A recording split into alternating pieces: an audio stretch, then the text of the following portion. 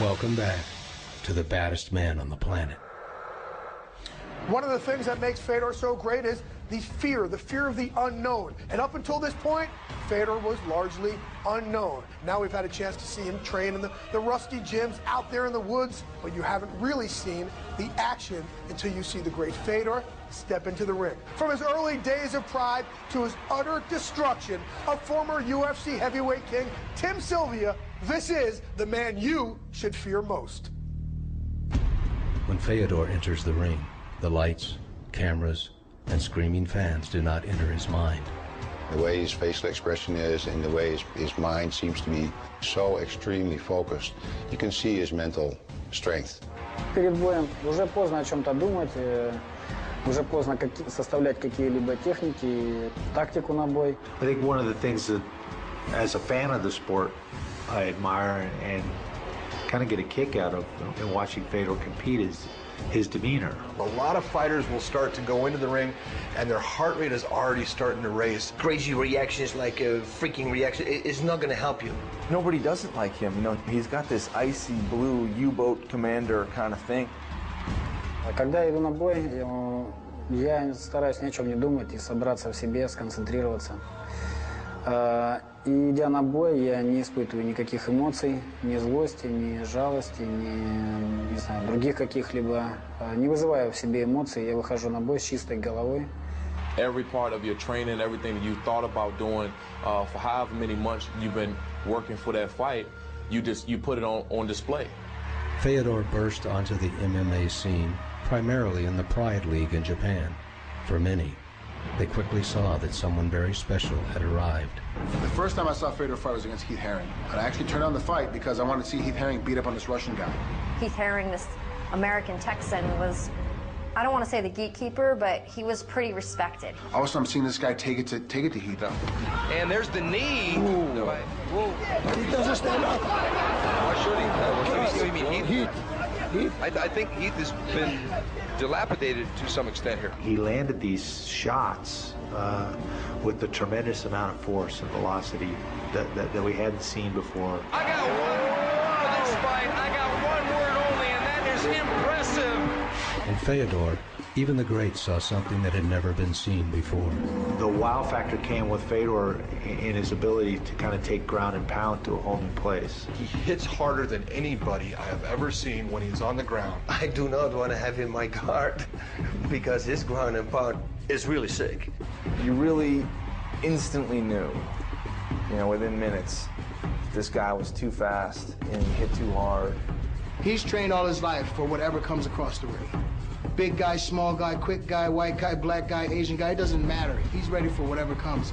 Каждая победа мне дорога, каждая победа далась мне большим трудом. It's not always his power and strength that impress. In 2003, Fedor showed that even when tested, he possesses a calm that can overcome any blow. When I fought him, I didn't want him to be able to throw those punches and stuff and hit me, so I wanted to stay close to him, get him to the ground. Ken Redmond take it around. I honestly thought we saw the first death in MMA because Kevin threw him on his head so hard. When Fedor remains so relaxed when he's fighting, he's almost like rubber, he's like putty in your hands, and then all of a sudden, boom, he's all over you, capitalizing on an opening, and you feel his true power. I thought he was taking a breather, and when I went to move, he realized, he saw me give up a little bit of the pressure on him, turned me over. Oh, here we go. There it is. Gets thrown on his head and arm bars Randleman as soon as he hits the ground. It is the most amazing thing I've ever seen. In all of Fedor's fights, when he grabs a hold of a limb, he almost always finishes the submission, and when someone grabs a hold of his limb, he almost always escapes. In July 2008, Fedor came to America for his biggest fight to date in the States. Matching up with former UFC champion Tim Sylvia, Fedor knew the importance of proving himself to the American audience. Tim Sylvia is always known as a tough guy to fight. This is Tim Sylvia, who's a top 10 heavyweight, for sure, you know, in anybody's book. And who's beat a lot of tough guys. You know, Fedor doesn't seem like he cares at all. He timed it perfectly. When he saw his opening, he capitalized, closed that distance, and then never let up. He came to that match almost in a sense like, I want this to be 36 seconds long. It's finally here, Fedor Emelianenko. Emelianenko on U.S. soil, fighting the former UFC heavyweight champ in Tim Sylvia. This is the kind of fight you live for, right here. Again, this is for the WAMA heavyweight belt. Big John. Oh, nice. Sharp left there by... Tim Sylvia goes down. This is what Fedor does best.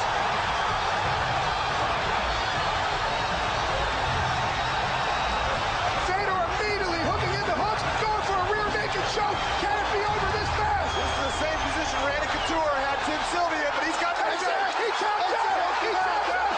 36 seconds. That is why. Fedor Emelianenko. You want to know why? He is the greatest fighter on the planet today. That is why. Tim Sylvia shaking his head in disbelief. That, folks, is the Michael Jordan, the Tiger Woods, the Rocky Marciano of our sport. С Тимом Сильвией. Что он прошел быстро. И он меня ни разу не ударил. Стив Сильвий, да, хороший бой. Мне понравилось. The American public was impressed by Fedor's dominance, but to him, never concerned with status or rankings, it was just another step. His blood rank Fedor think I need best залов. I wait some failed champions. Но никогда нет, что я лучший, что я номер один, там, номер 5, там, что я... То есть такого нет. Я согласен, что говорят люди по поводу самого лучшего бойца в мире. Наверное, такие есть. Люди просто говорить не будут. Ну, лучший из лучших, наверное. Что, я даже не знаю, что еще сказать. Coming up next, we travel home with Fedor. His life is revealed for the first time by those who know him best. Со всеми боролся. И в садике боролся, и дома со всеми боролся. Очень любил бороться. This is an exclusive journey to discover just what made Fedor the baddest man on the planet.